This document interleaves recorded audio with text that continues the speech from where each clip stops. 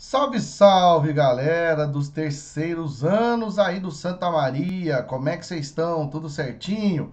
Vamos embora para mais uma aula aí, ó. Vamos falar de que hoje? Vamos falar de Idade Média 2. Lembra que eu dividi ali aquela aula 7? Dividi aquela aula 7 ali, ó, dentro da apostila 4 frente A, beleza? Vou dividir ali, coloquei da questão da cultura para frente, tá? Também, é claro, relacionado às características da igreja, né? A primeira aula que a gente falou sobre a Idade Média aí, na aula 7 nós falamos sobre o que foi o feudalismo. Agora a gente vai falar então sobre as questões relacionadas à igreja e também à cultura, beleza? Vamos lá então, o que nós temos pela frente? Olha só. A Igreja Medieval acaba sendo, durante a Idade Média, a instituição mais poderosa, em todos os sentidos, politicamente falando, economicamente falando, culturalmente falando, e ela vai ser o que vai, de certa maneira, acabar colocando uma fortíssima influência sobre o cotidiano das pessoas em todos os sentidos. A título de exemplo, quem acabou determinando a ordem social, o status quo aí dentro da Idade Média foi a Igreja Católica, tá? É interessante aí, claro, que a igreja conseguiu se manter dentro de toda essa estrutura. Claro, uma boa parte, óbvio, se dá pelos ritos cristãos, pelos ritos católicos, por toda a questão relacionada aí à salvação, mas também tem uma outra questão que é importante, que é a ideia referente aí ao combate às heresias. Por que isso acaba sendo importante? Porque a igreja vai acabar, então, principalmente motivada a manter os fiéis salvos e sempre corretamente ligados às determinações da igreja, vai acabar combatendo as heresias. A gente já vai falar em algumas delas, tá? Como é que o clero se organiza? Então, basicamente, tem dois cleros. O clero secular, a palavra secular vem da palavra seculum, que quer dizer sociedade, que é aquele clero, que são aquelas pessoas do clero que estão aí diretamente relacionadas às pessoas, São párocos, bispos e arcebispos, aqueles que estão diretamente envolvidos com os cidadãos aí, com os populares. Já o clero regular são as ordens religiosas, como por exemplo, carmelitas, joaninos e os mais famosos que a gente tem aí, os franciscanos, que inclusive os franciscanos acabam inaugurando um tipo de ordem religiosa um pouco diferente, que são as ordens mendicantes. São ordens que passam a defender uma vida mais simples, uma vida mais despojada, até mesmo com base em alguns princípios aí do estoicismo, que é uma corrente filosófica aí do período de transição entre a Idade Antiga e a Idade Média, Outras ordens que acabam também surgindo aí são os valdenses, e os cátaros ou os albigenses, que também passam a pregar uma vida de menor ostentação, como por exemplo os valdenses.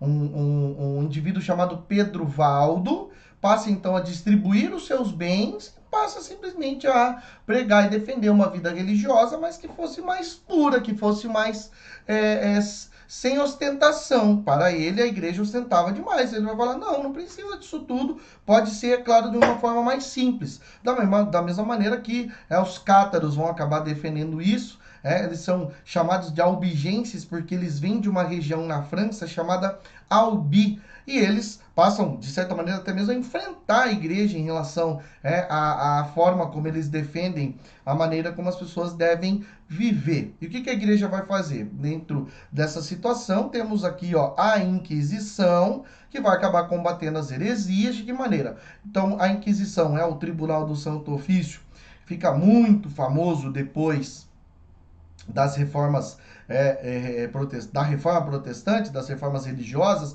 mas existe há muito tempo aqui a Inquisição, onde vai fazer o quê? Um processo de vai instaurar um inquérito, vai instaurar aí uma série de perguntas para a pessoa que está sendo indiciada por ação demoníaca ou heresia, até então que, é claro, a pessoa seja inocentada ou não. Mas o objetivo é combater as heresias. Uma outra característica importante aí da igreja medieval foram os cismas. Então, tem um cisma muito famoso, que é o Cisma do Oriente, de 1054, esse aí todo mundo conhece, que é a divisão entre a Igreja Católica Apostólica Romana e a Igreja Católica Ortodoxa Grega, que acontece em 1054. Mas tem um outro cisma, o Cisma do Ocidente, que foi quando, então, o padre, ou melhor, o rei francês Filipe II, também conhecido como Filipe o Belo, vai determinar o seguinte, olha, a sede da Igreja Católica não é mais Roma, agora vai ser Avignon. E a igreja ficou de 1309 até 1377 com essa sede. Até que depois, é claro, a igreja vai falar, olha, essa sede não vale, nós vamos decretar o quê? 2 sedes e automaticamente 2 papas. Mas foi um momento, foi um momento de simplesmente essa mudança, tá? Não teve uma nova divisão na cristandade, não. Isso aí não aconteceu, tá? Outra característica importantíssima aí da Idade Média em relação à cultura medieval é o que é essa cultura medieval. Então, trata-se de uma síntese de elementos greco-romanos, cristãos e germânicos que vai, de certa maneira, quebrar um pouco aquela visão de que a Idade Média foi um período de trevas ou um período de uma longa noite de 1000 anos. Não. Olha quanta criação cultural que tem. Aí você vai falar assim para mim, Thiago, mas nada comparado aos gregos e aos romanos. Não, calma lá, que tem alguma coisa que vai acabar sendo colocada. Óbvio, entre a Grécia Antiga, a cultura greco-romana e a cultura da Idade Média, claro que a da Grécia Antiga tem mais um monte de elemento, principalmente porque, um abraço meu lindo Adelindo, por conta da filosofia, a nossa querida e amada filosofia que destacou-se, principalmente nesse contexto. Mas aqui nós temos uma criação em relação à literatura, à música, à arquitetura, que vai ser extremamente importante. Em relação à literatura, a literatura vai ser épica, lírica, vai ter o romance, ter o teatro, que eu não vou entrar em detalhes sobre cada uma dessas ações aí, tá? Mas basicamente tem uma criação que é interessante, tá? Dessas aqui eu destaco algumas. Lá na literatura épica, por exemplo, a Canção dos Nibelungos, que ela é baseada, ela acaba pegando uma parte importante aí da religiosidade germânica, onde vai falar aí desses seres, dos anões, que seriam nibelungos, que teriam criado um anel que, de certa maneira, poderia controlar várias pessoas. Olha que interessante, e é daqui que surge a inspiração para a elaboração desse livro aqui, ó, O Senhor dos Anéis, tá? Você que não leu ainda, por favor, tá perdendo tempo, tá? Eu não li, não quero ler, tenho raiva de quem leu. Que pena, Que pena, fazer o quê? Outro livro interessante aqui é o Fabuleux, falando rapidinho fica Fabuleux, que é uma coletânea de obras. Na verdade são assim, são pequenos contos que, de certa maneira, acabam fazendo críticas ao cotidiano das pessoas, aquilo que as pessoas estão aí vivendo e a forma como elas estão convivendo, tá? Outra característica importante da cultura medieval se dá aí em relação à arquitetura. Pô, quando fala em arquitetura, você pensa, caramba, aqui agora me lembrei do românico e do gótico, O românico é uma arte aí que basicamente ela acontece aí no final do século XI e vai ter uma característica brilhante, Por quê? Ó, a estrutura toda que é muito parecida aí com a dos antigos romanos. As construções são basicamente, nelas se encontram abóbodas, que é aquele teto abobadado, que é quase redondo, não é redondo, é abobadado. Os pilares maciços, as paredes espessas. Não tem janela, tem pequenas aberturas que são usadas como janelas. É como se fosse o quê? Como se fosse uma fortaleza de Deus. Já no caso do estilo gótico, rica, alegre, urbana, aí deixa de lado a horizontalidade e trabalha-se com a verticalidade. Por quê? Quanto mais perto de Deus, mais próximo do paraíso, tá? Aqui nós temos alguns outros elementos que são importantes aí em relação à arte, como a característica da arquitetura, que são os arcos ogivais ou quebrados, as abóbadas de arcos cobrados e o arco cruzados, desculpa, e os arcobotantes, já que essa parede é mais fina, é mais delgada, eles asseguram maior estabilidade e resistência, principalmente porque aqui tem janelas e tem também uma coisa que dá um ar mais religioso, mais sacro para a igreja, que são os vitrais, beleza?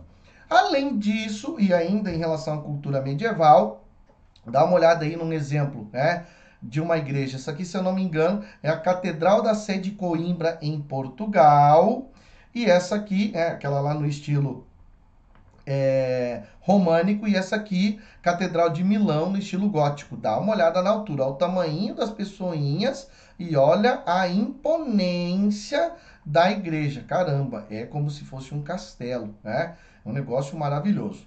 Sobre as características da música, a gente sabe que, é claro, tem o canto gregoriano, que é cantado, não é instrumentalizado, e muitas vezes os cantores cantam, né, cantam em uníssono, às vezes tem uma certa distância em relação à tonalidade, às notas musicais. Inclusive foi dentro da Idade Média que um camarada chamado Guido d'Arezzo deu o nome das notas musicais com base, é claro, nas primeiras sílabas do hino a São João.